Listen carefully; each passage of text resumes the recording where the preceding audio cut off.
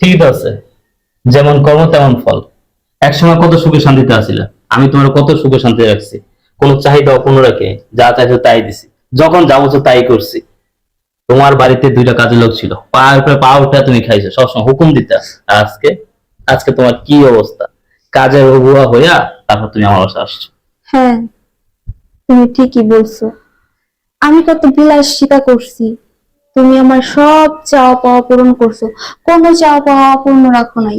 দেখো না, যখন আমি তোমার বাড়িতে ছিলাম, তোমার সংসারে ছিলাম, তখন আমি এক গ্লাস পানি ঢেলেও খাই নাই। আর আজকে আমার ভাগ্যের কি নির্মম পরিহাস, মানুষের বাসায় কাজ করে খেতে হচ্ছে। হয়েছে, তোমার পিছনের ওই লেকচার আমি শুনতে চাই না। আমি বিয়ে করছি, আমি সুখে আছি, শান্তিতে আছি। তুমি আমার সুখের সংসার আগুন লাগাও না, তোমার বাসা থেকে বের হয়ে যাও। বিয়ে করছো মানে? তার মানে কি ওই ম্যাডাম তোমার বউ? হ্যাঁ, ওই ম্যাডাম আমার বউ, আমার অনেক ভালোবাসে, আমি ওকে অনেক ভালোবাসি। আর দেখছো আমার বউ কত সুন্দর, তোমার থেকে বেশি সুন্দর। তুমি তো আমার কালা বইয়া ফালাইতে চলে গেছো, কিন্তু আমার এই বউ আমার খুব ভালোবাসে। আমার ব্যাগটা দাও আর বাসা থেকে বের হও। তুমি? হ্যাঁ, আমি সবই শুনছি। আর এটাই কি তোমার প্রথম স্ত্রী? হ্যাঁ, এটি আমার প্রথম স্ত্রী, যার কথা তোমাকে আমি বলছিলাম। ও, তাহলে তুমিই সেই।